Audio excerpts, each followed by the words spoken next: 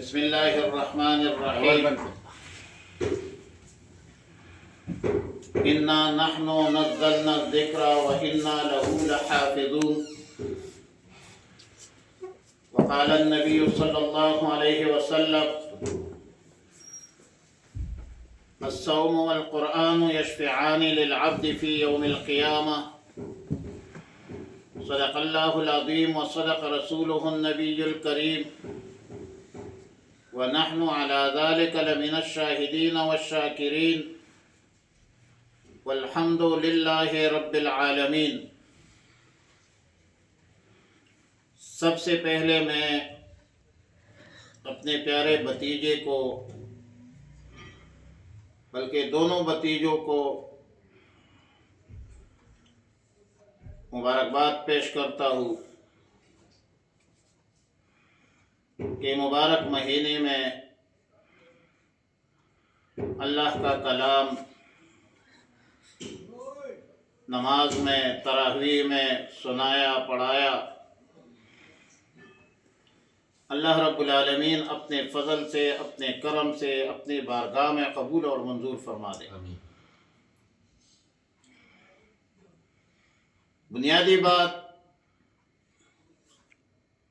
کہ قرآن کریم اللہ کا کلام ہے اور اللہ نے رسول اللہ مبارک صلی اللہ علیہ وسلم پر نازل فرمایا ہے۔ انا نحن نزلنا الذکر وانا له لحافظون۔ قرآن کریم ہر قسم کے ترمیم اور تحریف سے مبرہ اور منزہ ہے، پاک ہے، صاف ہے، ستھرا ہے۔ دنیا کی کوئی طاقت نہ قرآن کریم کا مقابلہ کر سکتی ہے اور دنیا کی کوئی طاقت، علمی طاقت، حکومتی طاقت، ریاستی طاقت قرآن کریم میں تحریف اور ترمیم کر سکتی ہے۔ لا یأتیہ الباطل من بین یدیہ ولا من خلفہ۔ قرآن کریم پوری عالم انسانیت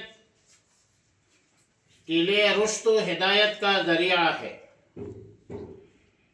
شہر رمضان الذی انزل فیہ القرآن ھدی للناس وبینات من الھدی والفرقان۔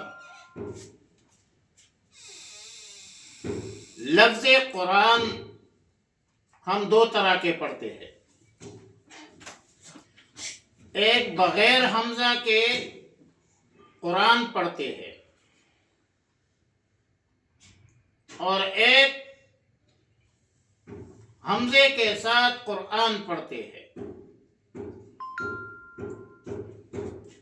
جب ہم حمزے کے ساتھ پڑھتے ہیں، قرآن پڑھتے ہیں،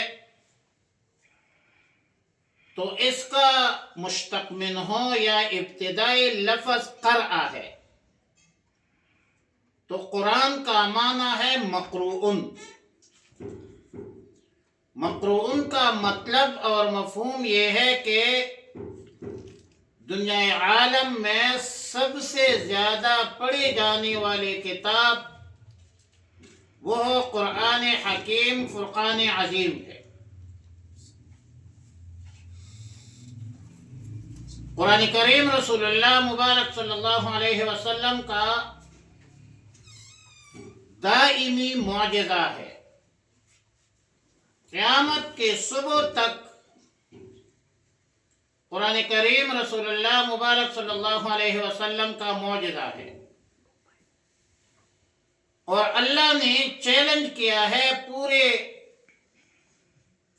عالم انسانیت کو اور جنات کو۔ قل ان اجتمع الانس والجن على ان يأتوا بمثل هذا القرآن لا يأتون بمثله۔ قرآن تو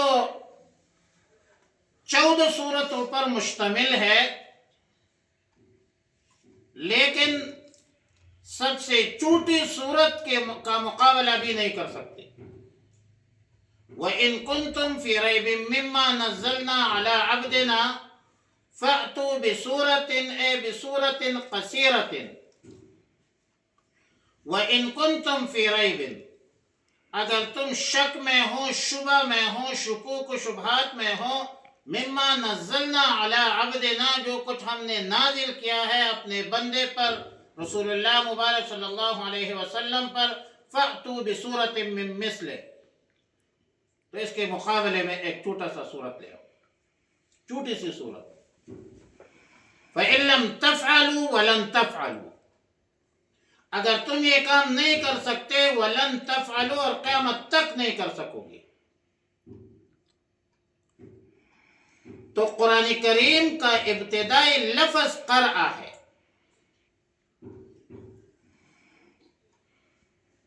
اور اللہ کے احکامات میں پورے قرآن میں جو پہلی آیت نازل ہے وہ آیت ہے اقرأ بسم ربک الذی خلق،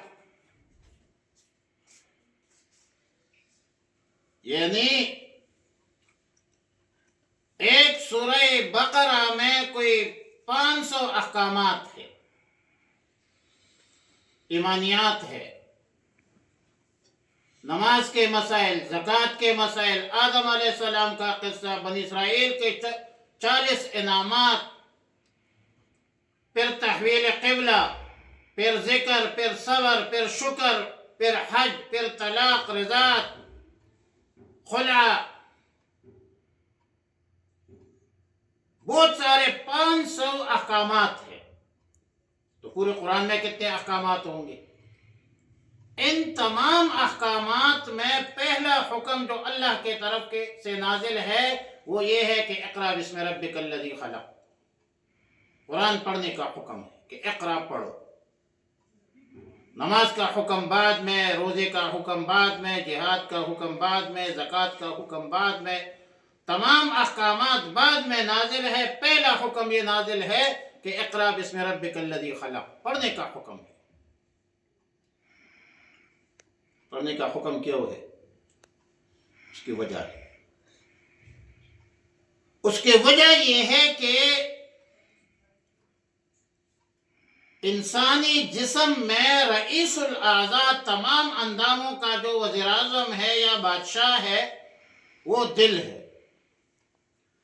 اور دل ایمان کا محل ہے، اور اسی دل کو زنگ لگتی ہے. ان القلوب تصدع کما یصدع الحدید. اور پھر یہ زنگ ختم ہوتی ہے ریگمال کرنے سے، سیقل. اب دل کو کیسے سیقل کریں گے، ریگمال کریں گے؟ دل ریگمال ہوتی ہے قرآن پڑھنے سے، ذکر اللہ سے.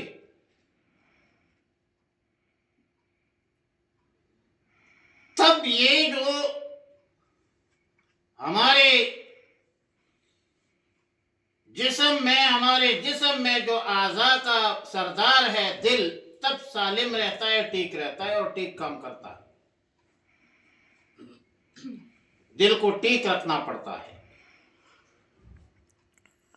رسول اللہ صلی اللہ علیہ وسلم نے فرمایا کہ ان فی جسدک مضغہ اذا صلحت صلح الجسد کلہ. آپ کے جسم میں گوشت کا ایک لوتڑا ہے، ٹکڑا ہے. اذا صلحت صلح، جب وہ ٹھیک ہو جائے تو پورا جسم ٹھیک رہتا ہے، اور جب وہ فاسد اور خراب ہو جائے تو پورا جسم خراب رہتا ہے. الا وہی القلب، وہ کیا ہے؟ وہ دل. اور دل جب خراب ہو جائے تو اس میں حسد آتی ہے، بغض آتی ہے، عناد آتی ہے. 70 بیماریاں ہے دل کی، روحانی امراض ہے. کائنات عالم کا پہلا گناہ جو شیطان سے سرزد ہوا ہے وہ حسد ہے، کہ آپ نے آدم کو خلیفہ کیوں بنایا اور مجھے خلیفہ کیوں نہیں بنایا. قابیل نے اپنے سکے بھائی حابیل کو اسی لیے حسد کی بنیاد پر قتل کیا تھا کہ میری بیوی بدصورت کیوں ہے اور اس کی بیوی خوبصورت کیوں ہے۔ یہود رسول اللہ مبارک صلی اللہ علیہ وسلم کو نبی آخر الزمان اسی لیے نہیں مانتے کہ اس نے بنی اسرائیل میں تشریف کیوں نہیں لایا ہے، حسدا من عند انفسهم من بعد ما تبین لهم الحق۔ یہ جو جادو کیا جاتا ہے یہ حسد کی بنیاد پر کیا جاتا ہے۔ من شر النفاثات فی العقد ومن شر حاسد اذا حسد۔ اب دل اگر درست نہیں ہے تو اس میں پہلے نمبر پہ آتی ہے حسد، بغض، عناد، کینہ، نفاق۔ یہ وہ امراض ہے جس کا تعلق دماغ سے نہیں ہے، اس کا تعلق دل سے۔ اور یہ کدورت ہے، یہ نفاق، کدورت عداوت ختم ہوتی ہے، دل کی کدورت ختم ہوتی ہے قرآن پڑھنے سے۔ لیکن بصد احترام آج ہر بندہ کہتا ہے کہ میرے دل کو سکون نہیں ہے۔ دلی سکون فلموں میں، ڈراموں میں، منشیات میں، دوائی، ان چیزوں میں نہیں ہے۔ دل کی سکون الا بذکر اللہ تطمئن القلوب۔ خوشحالی مالداری میں نہیں ہے، دینداری میں ہے۔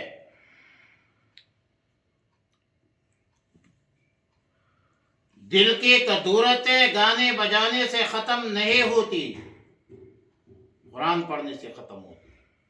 گھروں میں برکتیں ڈراموں سے، فلموں سے، گانوں سے نہیں آتی، برکتیں آتی ہے قرآن پڑھنے سے۔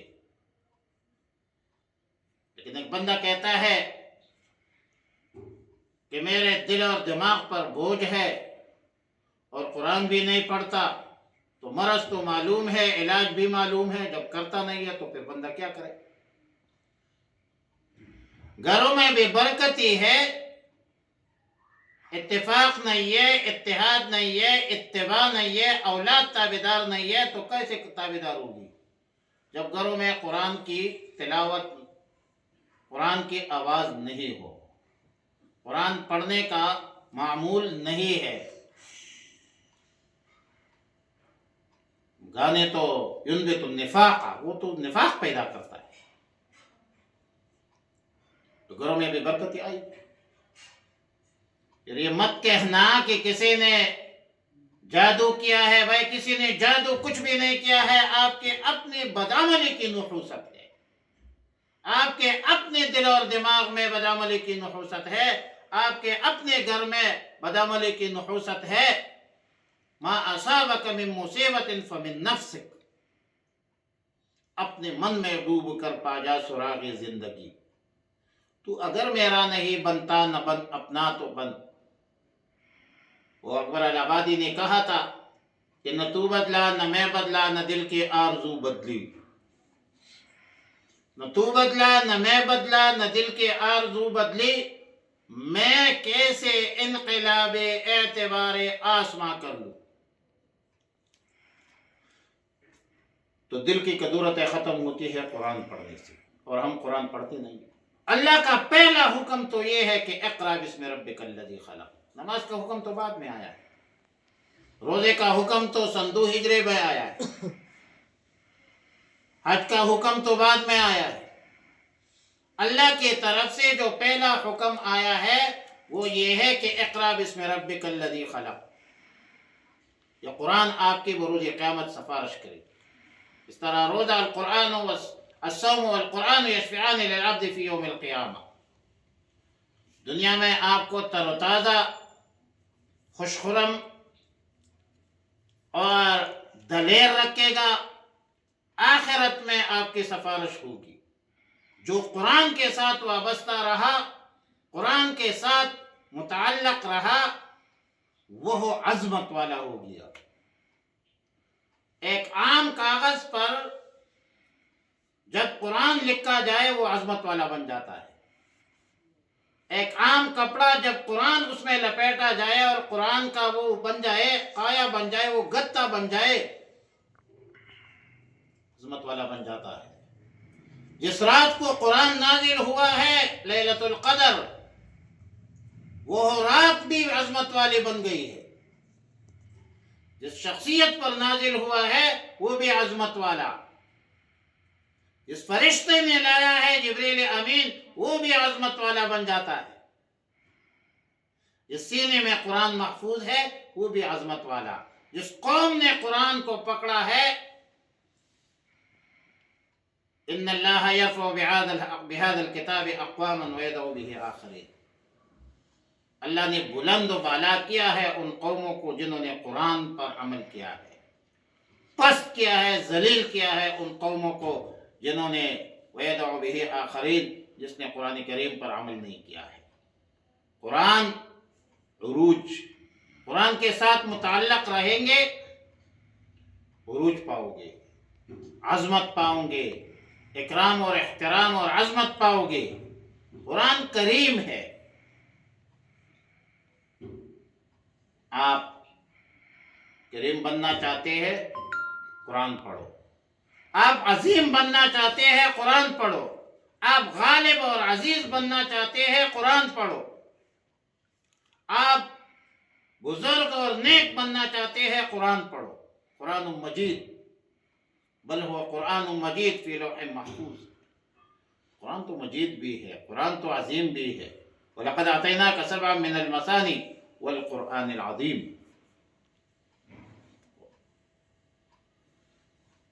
تو قرآن کا ابتدائی جو ہم پڑھتے ہیں، قرآن کا ابتدائی لفظ اگر ہم حمزے کے ساتھ پڑھیں تو ابتدائی لفظ پھر قراءہ ہے۔ قراءہ کا معنی ہے پڑھنا۔ قرآن کا معنی مطلب یہ ہوا کہ بہت زیادہ پڑھی جانے والی کتاب، محمود ہو گیا۔ اور اگر بغیر حمزے کے ہم پڑھیں تو اس کا معنی ہے قرن، قرآن قرن۔ قرن کا معنی ہے پیوس، جوڑنا۔ قرآن وہ کتاب ہے جو مخلوق کے درمیان، میاں بیوی کے درمیان، باپ بیٹوں کے درمیان، بھائیوں کے درمیان جوڑ پیدا کرتا ہے، محلے میں جوڑ پیدا کرتا ہے، ادارے میں جوڑ پیدا کرتا ہے، مخلوق کے مابین جوڑ پیدا کرتا ہے، خالق اور مخلوق کے مابین جوڑ پیدا کرتا ہے۔ ابتدائی وحی جب نازل ہوئی، رسول اللہ مبارک صلی اللہ علیہ وسلم کو خلوت پسند ہوئی۔ ثم حبب الیہ الخلاء وکان یخلو بغار حراء فیتحنس وهو تعبد اللیالی۔ اقرأ بسم ربک الذی کی آیت نازل ہوئی، رسول اللہ مبارک صلی اللہ علیہ وسلم نے فرمایا زملونی زملونی، دثرونی دثرونی۔ پوری ایک سورت نازل ہوئی، سورہ مزمل، سورہ مدثر، یا ایھا المدثر قم فانذر وربک فکبر۔ فترت وحی کے بعد پہلی آیت یہ نازل ہوئی۔ قم کا معنی ہے کھڑا ہونا، قم اٹھو، فانذر وربک فکبر، اٹھو میرے دنیا کے غریبوں کو جگا دو، کاخے عمرہ کے در و دیوار ہلا دو، جس قید سے دہقان کو میسر نہ ہو روزی، اس قید کے ہر خوشہ گندم کو جلا دو، کہ وہ خالق و مخلوق میں حائل رہے پردے، ایرانی کلیسا کو کلیسا سے ہٹا دو، میں ناخوش و بیزار ہوں مرمر کے سلو سے، میرے لیے مٹی کا حرم اور بنا دو۔ قرآن کو قرآن اس لیے کہتے ہیں کہ یہ جوڑ پیدا کرتا ہے خالق اور مخلوق کے مابین، مخلوق کے مابین۔ اس کی صورتیں جڑی ہوئی ہے، اس کی آیتیں جڑی ہوئی ہے، اس کے پارے جڑے ہوئے ہیں، اس کے مضامین جڑے ہوئے ہیں، مرتب ہے، اسی لیے اس کو قرآن کہتے ہیں۔ ان الفاظ پر اکتفا کرتا ہوں۔ وآخر دعوایا ان الحمد للہ رب العالمین۔ اللہم ربنا تقبل منا صلاتنا وصیامنا ورکوعنا وتقبل منا العبادة المالیہ والبدنیہ، اللہم ارحمنا یا ارحم الراحمین۔ یا رب العالمین، ہماری نمازیں، ہمارے روزے، سحری، افطاری، تراویح، تلاوت اپنے بارگاہ میں قبول اور منظور فرما۔ ہمارے جو والدین شریفین، دوست و احباب، موردین، مقتدین فوت ہو چکی ہے، دنیا سے رخصت ہوئی ہے، سب کو جنت الفردوس میں اعلیٰ مقام عطا فرما یا رب العالمین ہمیں قرآن و سنت پر عمل کرنے کی توفیق رفیق فرما اللہم اشرح صدورنا بعلوم القرآنیہ والاحادیث النبویہ علی صاحبها الف الف تحیت و سلام صلی اللہ تعالی علی خیر خلق محمد و آلہ و صحبہ اجمعین برحمتک یا ارحم الراحمین.